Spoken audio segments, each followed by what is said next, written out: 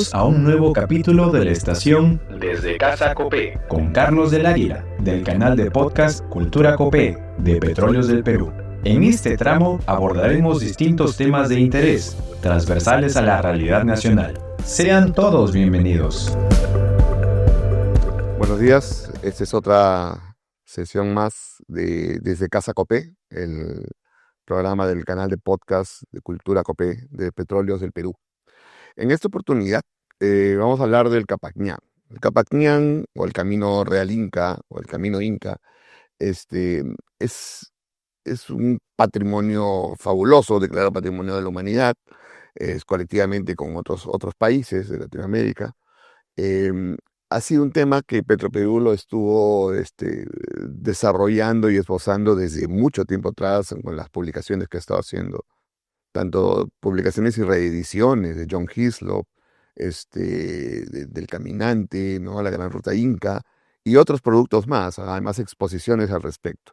Porque creemos que el proyecto Capacñán, tal como ya ha venido funcionando desde hace ya bastantes años, es una posibilidad, digamos, de pensar cómo es que el patrimonio, por lo menos en estos contextos, aporta o sirve como una palanca, digamos, de reformulación o de fortalecimiento de los valores patrimoniales de las comunidades vecinas o aledañas, ¿no? De repente me estoy quedando solamente en el hecho de la periferia de las comunidades, cuando esta es una problemática que debería pensarse de manera nacional. De hecho, hacia el 2002, 2004 fue más o menos, Ruchito. ¿El inicio? El inicio. 2001. 2001. Desde el 2001, en el gobierno del presidente Paniagua, surge esta iniciativa de darle ese nivel, digamos, ese alto nivel de prioridad a un proyecto como esto, que ya nos va a contar. Tenemos como invitado a Luis Elías Lumbreras. Él está a cargo del proyecto Capacñán del Ministerio de Cultura.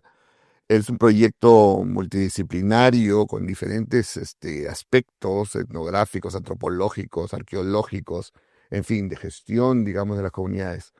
Y creo que ya la etapa en donde está este proyecto está básicamente en esta conexión permanente o facilitadora de gestionar un patrimonio de esta importancia y que el beneficio se dé para las comunidades vecinas o los que están cercanos al patrimonio. Lucho Lumbreras es arqueólogo de profesión, ha participado en 250.000 proyectos arqueológicos, más o menos. Yo lo conozco desde la universidad y ya tenía muchísima experiencia en campo, en diferentes espacios, sobre todo en la zona de Lima. Trabajó mucho en la Huaca Pucllana, en varios proyectos de esa naturaleza también. Ha tenido a cargo proyectos como el de Salitre en la zona de Cañete. En Marca Huamachuco también estuviste presente. En fin, la trayectoria de Lucho es bastante amplia, y comienzo con esta pregunta, ¿no? Vamos, explícanos un poco el proyecto, ¿no? Este público al que vamos con este programa posiblemente no tengan la menor idea de que existe un proyecto integral, integral, ¿no? Integral, el Capacñán en el Ministerio de Cultura, y que está haciendo una labor importantísima y que es importante visibilizar. Cuéntanos un poco el proyecto. Listo, muchas gracias, Carlos, por la invitación. Sí, efectivamente es un proyecto de larga data, ¿no? Es un proyecto que se inicia en el año 2001, como bien lo has dicho, como parte de una iniciativa que surge por la necesidad, primero, de identificar cuál era realmente la situación de los caminos Inca, ¿no? Y surge justamente a raíz de esta curiosidad que tuvo, este interés que tuvo nuestro amigo Ricardo Espinosa de realizar un camino, retomando un poco la propuesta de Hislop, ¿no? Y revisar un poco para ver posibilidades de caminarlo. Entonces, a partir de esta iniciativa que tuvo Ricardo, es que también surge la necesidad de conocer la situación real de los caminos.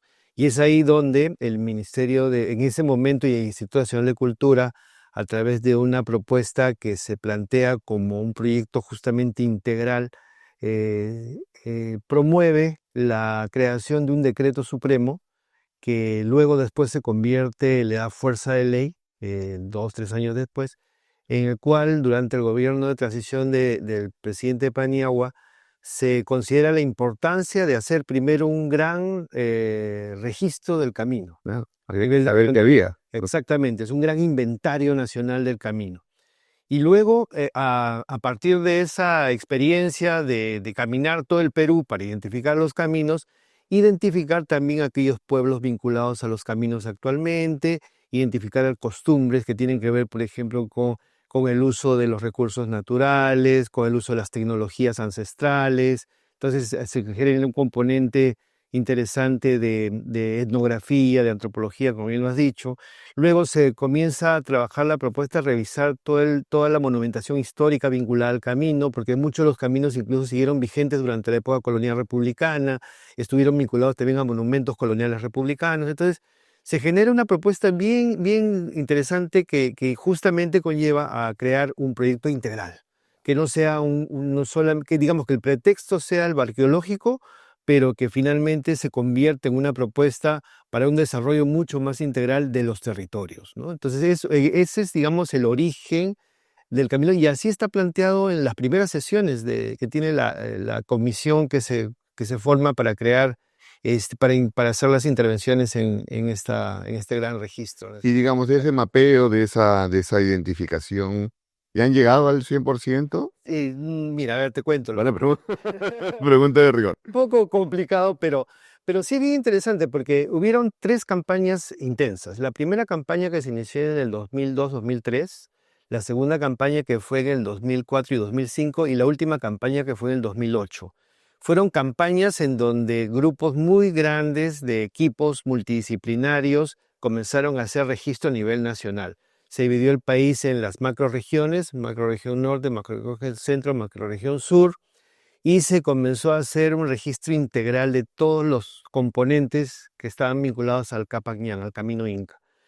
Y se hizo un registro muy, digamos, cercano a la realidad en ese momento, y con los tiempos, con los plazos que habían, con el recurso humano que en ese momento había, y con el recurso financiero que había, se levantó un gran inventario. Entonces, ese inventario que en el año 2012 nosotros como equipo ya de Capac Ñan, que estamos de esa época, heredamos, hicimos un trabajo, digamos, de depuración, ¿no? Ahorita no tengo la cifra exacta, pero digamos que de 20.000 kilómetros de camino que se habían registrado, a partir del 2013 al 2016, se hizo un trabajo muy exhaustivo de depuración, de ir separando caminos contemporáneos, caminos históricos coloniales, y dejar solamente lo inca. Y todo aquello que identificamos finalmente en una matriz de puro inca, se hizo trabajo de campo de reconocimiento y georreferenciación precisa.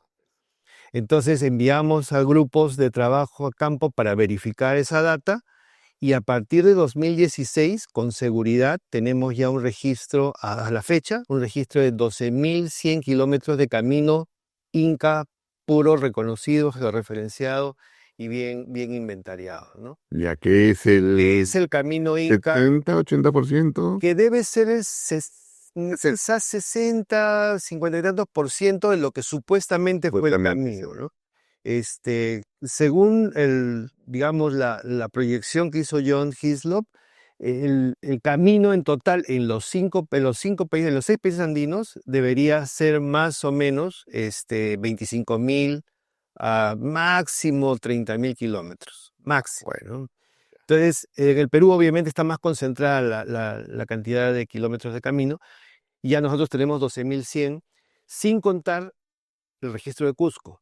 Cusco también tiene Que tiene una dinámica aparte. Claro. Sí, tiene una dinámica aparte, porque lo de Cusco no solo es en la periferia de Cusco, sino en el mismo centro, que es donde se origina el Capac Ñan, en el corazón del Imperio Fey. Entonces, Cusco también tiene un buen registro. Entre ambos debemos tener aproximadamente casi unos 18.000 así de caminos. Es bastante, es bastante. Ahora, una cosa que es interesante es que el registro nos ha permitido ver la situación, el estado real del camino.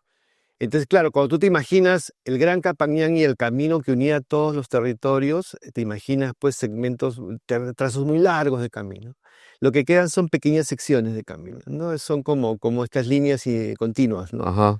Entonces, Es interesante porque del 100% que hemos identificado, más del 65%, podría decir casi que 70% del camino registrado de los 12.000 son secciones de camino que están muy cercanos a poblaciones. Ajá. Eso quiere decir que participan estos caminos también de la misma dinámica social de la población. Esa dinámica social lleva a estos pueblos a tener necesidades actuales como luz, agua, teléfono, infraestructura, etc. Y esta infraestructura que demanda la población también pone de alguna forma en riesgo los caminos. Entonces, nuestro principal foco de atención es justamente trabajar con esas poblaciones para mitigar los efectos del impacto que puedan generar obras de infraestructura y que se preserven los caminos. Y en todo este proceso y en toda esta identificación, ¿la conexión con el camino ha estado presente, palpable en las comunidades locales? En una buena parte sí, ya no como un camino principal de uso cotidiano, pero sí vinculado básicamente a sus tareas, a actividades rituales o llegadas más cortas a sus zonas de trabajo, de producción, de pastoreo, de cultivo. Todavía hay Todavía hay. de uso. Y en algunos lugares sí todavía sigue vigente el camino como camino, ¿no? Como camino. Es bien interesante porque al final tú cuando observas un poco el comportamiento del territorio, los caminos cercanos a poblaciones no se pierden dentro de la memoria. O sea, la memoria histórica de la población sigue vinculada al camino de alguna otra forma, ¿no? Y la reconocen como un camino histórico, o sea, como parte de su proceso de la historia, como el camino de los incas, ¿no? El camino de los ancestros. Y esto es bien notorio en algunas regiones, por ejemplo, toda la zona de la cordillera de Conchucos, toda esta franja que hay entre Huanucopampa y la Sierra de la Libertad de Huamachuco. El camino es vigente en la población, está permanentemente ahí, ¿no? Está ahí, convive Convive con el camino, con sus tradiciones, con los apus que están vinculados al camino, porque también otra cosa que actualmente la memoria colectiva de los pueblos vinculados a los caminos es que los caminos los articulan a este paisaje sacralizado, ¿no? A los apus, a las pacarinas, ¿no? A los lugares de cultos, etc. Pero entonces, déjame entender un poco mejor. Si es que ya se ha hecho esa depuración de los caminos que tengan una presencia sólidamente inca o solamente inca, Claro. ¿no? Vamos a ponerlo así. Evidentemente tienes que haber encontrado antecedentes, ¿no? Que debe ser otro universo. Es otra cosa. Pero es interesante porque ahí te marca un poco ya el tema de, ya te sale la interpretación histórica, ¿no? Hemos identificado un camino principal, Huari, específicamente Huari, del cual tenemos un registro casi de 800 kilómetros, que va por toda la parte central, ¿no? Muy cercano a lo que podría ser el camino del Chinchaysuyo. En muchas partes va en paralelo, en otras se cruzan, ¿no?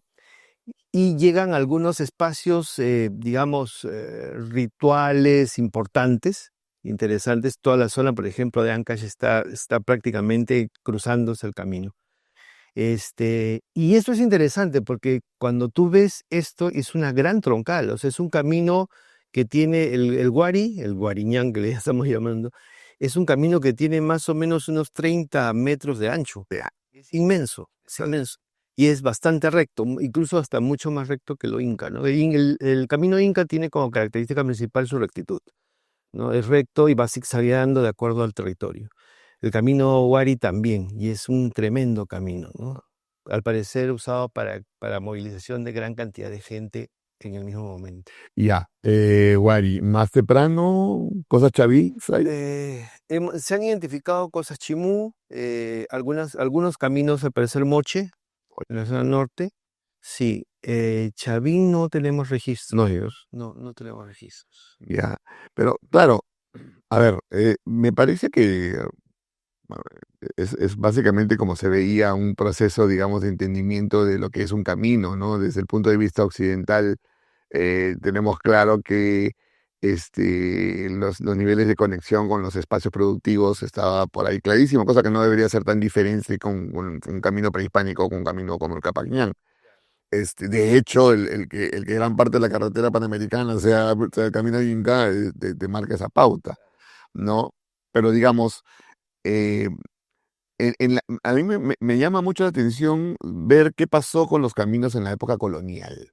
Porque ya sabemos que en la época republicana la cosa fue más drástica a nivel de dejar de usarlos o de desaparecerlos o de transformarlos, por decirlo de alguna manera. Pero en el ámbito colonial sí seguían funcionando casi al 100%, ¿no? Sí, seguían funcionando. Lo que pasa es que su uso para el sistema de articulación que tenía en la época prehispánica cambió, ¿no? Ahí está, hay un trabajo bien interesante de, ¿cómo se llama? De los trajinantes de Luis Miguel Glave, Claro. que es bien interesante, y ahí justamente te explica de cómo es que el cambio de uso de los caminos, que era el gran sistema de articulación de todo el intercambio que había, y que además explicaba un poco toda esta complementariedad andina que Murra hablaba, ¿no es cierto? Que te conectaba sobre todo con algunos de los productos más críticos, digamos, de la economía básica, doméstica, en la época prehispánica, que era sal, por ejemplo, ¿no? El ají, que eran elementos que tenían que trasladarse por rutas de transversales y longitudinales muy largas, que eran fundamentales para la alimentación y el consumo de la población, se hacía por los caminos. Entonces, cuando se dejan de, digamos, de utilizar como principales mecanismos de intercambio estos productos críticos de época prehispánica y se cambian por los nuevos productos coloniales, entonces las rutas cambian. Se usan más los longitudinales, menos los transversales. Muchos de los caminos rompen y los trajines cambian. Entonces el trajín es diferente. Y justamente Luis Miguel identifica que el tema de los trajinantes son aquellos que tienen una costumbre de llevar algunas cosas e intercambiar algunas cosas, ¿no? Entonces, y bien interesante porque es justamente el sistema económico, al cambiar el sistema económico, también cambia el sistema de uso de algunos instrumentos de articulación, que en este caso eran los caminos. Ya. Ahora, ¿y la conexión con los otros países que tienen caminos? Argentina, Chile, Ecuador, Bolivia. ¿Cómo va eso en el ámbito del proyecto, ¿no? Están siguiendo un objetivo común, tengo entendido. Así es, sí. Nosotros a partir del año 2003 que se inició todo este trabajo de articulación con los otros países, se creó un equipo de trabajo bien sólido, en el cual los países comenzaron a participar en un conjunto de propuestas comunes para poder hacer trabajo sobre el Capañán en estos países, ¿no? Entonces, eh, entre 2006 específicamente, hasta 2012, se trabaja de manera muy intensa para poder construir el expediente de nominación Declaratoria. para la declaratoria de patrimonio Patrimonio mundial. mundial. Esto unió muchísimo los intereses comunes para trabajar los caminos. De hecho, el Perú siempre ha sido un poco, ha asumido el liderazgo de esto, primero porque tiene la mayor cantidad de caminos concentrados en su territorio. Segundo, porque los trabajos más intensivos sobre caminos se hicieron acá. Y muchos de los modelos, digamos, de cómo intervenir en caminos surgieron también de acá, desde épocas antes de John todavía estuvo Regal y varios otros que estuvieron trabajando temas de caminos. Entonces hay, digamos, una metodología de intervención en caminos acá. Y esto llevó a que todos participemos en un equipo de trabajo desde el 2006, que se concretó con la presentación del expediente multinacional en el 2012 y luego ya con la declaratoria de patrimonio cultural en el 2014 se consolida porque se generaron compromisos internacionales con UNESCO, con ICOMOS, y a partir de eso venimos trabajando una agenda de los 6 países en donde hay compromisos específicos, ¿no? Entonces hemos creado conjuntamente, nos distribuimos tareas, hay sesiones permanentes todo el tiempo Y en la distribución de tareas hemos creado algunas plataformas digitales transversales en las cuales hacemos, por un lado, monitoreo del estado situacional de los caminos para los 6 países. Hemos creado una plataforma de conexión de información digital alfanumérica para, digamos, consulta de cualquier persona en el mundo que quiera saber sobre el camino. Y tenemos también otra plataforma que es para el registro de caminos, etc. Entonces, Ya. sí tenemos un trabajo permanente conjunto. La diferencia, y es una ventaja en el caso de Perú, es que Perú sí tiene un proyecto nacional para trabajar solamente en Como caminos. es una ventaja nuestra. Es una ventaja nuestra, porque en los otros países no pasa eso. En los otros países hay una encargatura a una institución, por ejemplo, el caso de Ecuador es al INPC, que el equipo del INPC, un parte del equipo se encarga de manejar el tema de las secretarías técnicas que trabajan los compromisos UNESCO. Nosotros trabajamos compromisos UNESCO, pero a la vez tenemos una preocupación por qué está pasando a nivel nacional, ¿no? Y eso nos permite tener mucha cercanía con las instituciones locales. Entonces, trabajamos mucho con gobiernos locales, por ejemplo, ¿no? Nuestro aliado estratégico a nivel territorial es el gobierno local, en todos los casos, ¿no? Y ahorita, por ejemplo, ahorita estamos desarrollando un programa que se llama Capañán en Casa, que es un programa que atiende las necesidades de algunas poblaciones que no tienen acceso, digamos, regular a información cultural. Entonces trabajamos con las OMAPET, creo que se llaman, las oficinas de apoyo a personas especiales de los municipios. Trabajamos con personas con discapacidad, trabajamos con adultos mayores, estamos trabajando con algunas instituciones, llevando programas de capacitación y de información sobre Capañán y patrimonio cultural. Ahorita estamos prácticamente en 22 regiones, trabajando a nivel nacional. Y nuestra meta es a fin de año llegar a las 10.000 personas informadas sobre Capañán y patrimonio cultural a nivel nacional. Estamos trabajando mucho con municipios. ¿Y la vinculación con el turismo? El proyecto Capañán con turismo. Ya, esa parte todavía nos falta engancharla, ¿no? El problema con el turismo es que necesitamos tener, digamos, bases más sólidas para hacer propuestas que realmente puedan aportar a manejar los grupos que estén interesados en hacer ese tipo de turismo, porque en caso de Camino Inca tendría que ser un turismo especializado, ¿no? El turismo especializado, un turismo que además lleve a la gente, a los grupos interesados a manejarse dentro de códigos especiales, De ¿no? conducta especial. Ahora, Conductas porque especiales, no puede ser de masivo. haber paquetes en el ámbito privado, ¿no? Por lo menos ciertos operadores turísticos pequeños, en todo caso, Hay. ofrecen, ¿no? Sí. Ofrecen la ruta Inca, el tramo tal.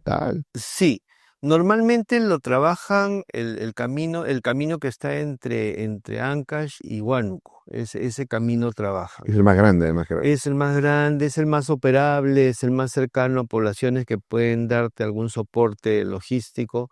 Este, es un camino que normalmente que se hace, es un trekking medio, digamos, tampoco es un trekking suave, es un trekking medio. Digamos, para poder hacerlo tienes que tener una operación logística importante. Este, no es menos de 4 días, 5 días de trabajo de caminata. Claro, entonces ese tipo de operación es una operación especializada. Por eso el grupo, digamos, el segmento que podría estar interesado y que además podría ser el mejor segmento para trabajar debería ser este segmento especializado, el turismo especializado, ¿no?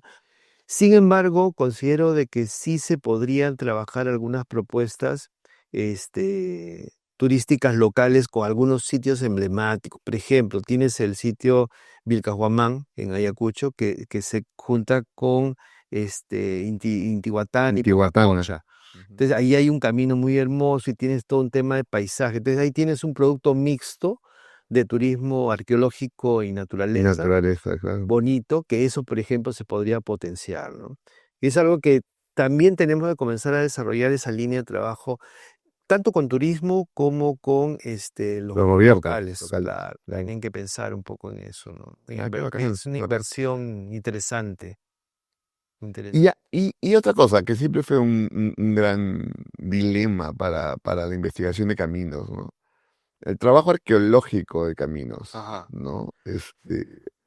Te soy franco, he tenido la oportunidad de ver algún camino tardío, una ruta tardía de Tapiales acá por Lima, ¿no? Y eso de intervenir un camino me resultaba complicado para, digamos, hallar evidencia cultural, ¿no? Ya, ¿Cómo lo manejan ustedes? ya. Sé que han tenido hallazgos fabulosos, eso me vas a contar un ratito, pero digamos, en torno de cómo hacer un análisis, una pesquisa, digamos, de verificar ocupaciones, ¿cómo trabajan eso? Ya. Bueno, es bien interesante porque el equipo nuestro es altamente especializado. Ya. Es un equipo que ya te identifica algunos rasgos y algunas características específicas que permiten decirte que efectivamente es un camino inca y no es un camino chimúpor. Ya.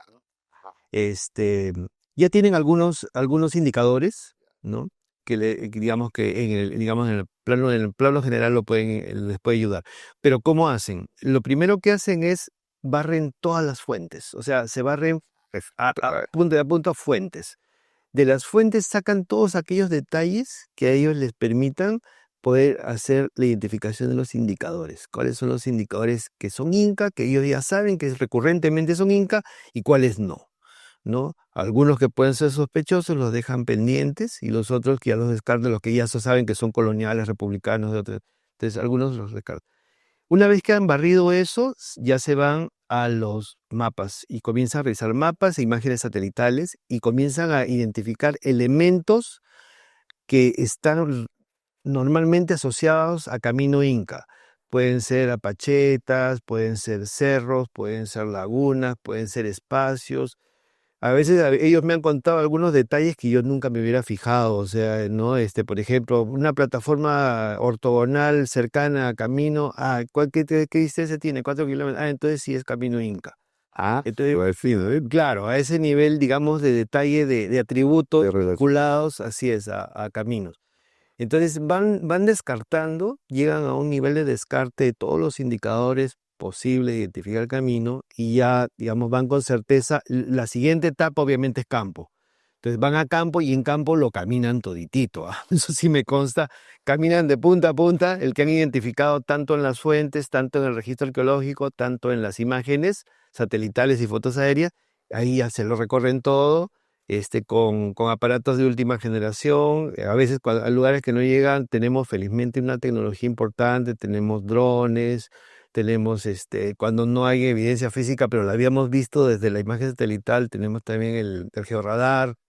Claro, entonces ya el equipo va con todo y verifica en campo lo que han sospechado, visto. Entonces, y una vez que ya llegan, por ejemplo, pasa este caso que seguramente tú ya conoces, el de las canteras. Te identificaron la red de camino, dijeron, uy, pero esta está vinculada, entonces vamos a excavar. ¿Por qué van a excavar? Y han excavado en secciones de camino para identificar cómo es, o sea, los momentos de construcción del camino para llegar a las canteras, ¿no? Entonces, y es interesante los datos que sacan. Ah. Claro. Ya más, digamos, ya buscas respuestas más específicas. Más específicas. Digamos, Más todo, digamos, el trabajo macro de identificación, de calificación, por decirlo así, es más observacional, es más aparatos tecnológicos y cada nerd. caminar, estar en campo, claro, claro. Qué bacán. Lo bien interesante porque la vez pasada me contaban de que hay lugares, ellos tuvieron una sospecha ahora que fuimos a ver este camino en Cañete, ellos tenían una sospecha de que probablemente este camino, parte de un camino no haya sido terminado. Y te digo, pero ¿por qué? No entiendo. Y me dice, no, es que mira esta piedra, está acá todavía trabajada a la mitad y luego han roto y se han ido para el otro lado. Entonces, su intención era irse para acá. Y yo digo, ¿cómo puedes saber eso? Entonces me dice, mira, te voy a mostrar. Y entonces efectivamente ellos encontraron en Casma un camino, un camino bien estructurado que iba hacia cortar el desierto, ¿no? Y de repente, ¡puc!, el camino paró. Y entonces de repente dijeron, ¿qué pasó? Se ha tapado, vamos a seguir caminando. Nunca lo encontraron, pues, o sea, ahí terminó el camino. Entonces, claro, cualquiera dice, ya dejaron el proyecto, pues no. ¿Qué pasaba? Que ellos han identificado otro parecido también a Arequipa, han identificado que esos son trazos de camino que servían como una especie de muestreo, de testeo para ver cómo funcionaba esa construcción, el desierto. ¿Y qué encontraban? Han encontrado piedras de talla que estaban medio trabajadas. Entonces era una especie como de ensayos. Qué maravilla. Bien interesante, claro. Entonces al final tú dices, no es que los tipos ingenieros incas dejaron esto a la mitad y se fueron, porque no, o sea, no tenía sentido. El sentido era que estaban testeando a ver cómo funcionaba el camino en este tipo con esos materiales, ¿no? Entonces, bien interesante. Por eso te digo, ya son tan especializados que te identifican fácilmente. Bueno, es un lujo, es un lujo Camino. tener, ya cuántos años va a cumplir, desde el 2001, 2001, 24 años. 23 años. 24 años. 23, 24 años de un proyecto que ha aprendido en el camino y se ha profesionalizado de una manera importante. Sí. Eso no hay duda al respecto. Ahora, ¿qué proyectan, no? ¿Qué perspectivas a futuro de todo lo avanzado y cuál es el siguiente jalón para el proyecto? Mira, el proyecto nuestro es un proyecto que intenta integrarse a la cotidianidad de las poblaciones, ¿no? Lo nuestro tiene como misión principal la identificación, registro y conservación y puesta en valor del camino. La conservación del camino es un reto, ¿no? Es un reto y este reto solamente lo podemos conseguir con la participación ciudadana, o sea, con la participación de las poblaciones. Tenemos que trabajar, nuestra próxima tarea es trabajar con las poblaciones para que las poblaciones nos ayuden a hacer conservación del camino. Involucrarlos. Involucrarlos en la gestión de la conservación. ¿Y cómo vamos a hacerlo? Estamos trabajando ahorita una propuesta metodológica para, primero, rescatar técnicas ancestrales, porque cuando nosotros hemos llegado, muchos caminos ya se usaban.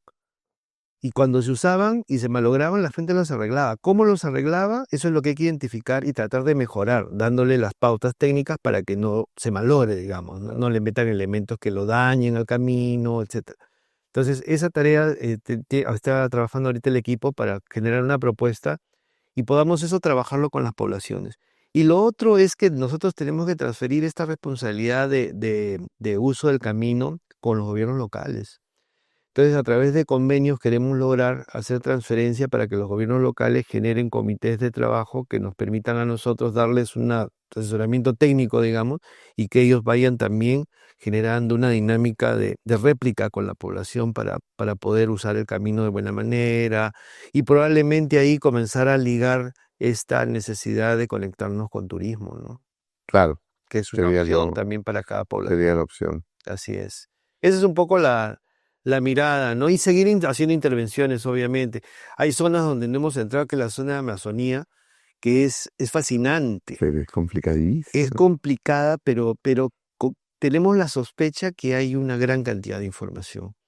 Sí, hace poco conversaba yo con Quirino Olivera, nuestro amigo Quirino, que está trabajando en la zona de Jaén, Guagua, ¿no? En la frontera con Ecuador. Y me decía, Lucho, ¿por qué no trabajamos temas de rutas ancestrales que estén vinculadas a Monte Grande? Y tiene razón, porque claro, como el caso que hablaba la vez pasada con la doctora Shadi también, o sea, a Caral llegaba todo el mundo a través de caminos. Entonces, y esas son rutas ancestrales que deben haber tenido pues toda esta dinámica de necesidad de articular poblaciones, territorios con productos y que finalmente surgen estos grandes efectos monumentales como son Monte Grande, ¿no? Y Caral. Claro. Entonces, claro, y Amazonía es un tema Es inexplorado. inexplorado, pero súper interesante. Ya con el equipo estamos trabajando la posibilidad de que el próximo año a ver si nos metemos con fuerza a la zona de Amazonía. Ajá. Sí, así es. Oye, Lucho, gracias. Está genial la información. Creo que es importante difundir estos proyectos y a qué nivel de especificidad y de avance se están llegando. Yo creo que todo el respaldo, el apoyo y la vivas para que continúe el proyecto. Caramba, si ya ha llegado a 23 años, va a seguir. O sea, no creo que haya problema. Nunca nos hubiésemos imaginado hace 23 años que un proyecto de esta naturaleza durara tanto, ¿no? Entonces, eso sí hay que reconocerlo. ¿Cuántos gobiernos ha pasado? Y ahí sí, seguimos con eso y eso está muy bueno. Es que es una prioridad. Sí, Una prioridad es para una el país. prioridad. Como prioridad ya El marca marco una regla. pauta. Gracias, Lucho, por tu participación aquí desde Casa Copé, el programa de canal de podcast de Cultura Copé de Petróleos del Perú. Y muchas gracias a todos ustedes por habernos visto. Gracias. Esto fue Estación desde Casa Copé con Carlos del Águila de Cultura Copé, el canal de podcast de Petróleos del Perú.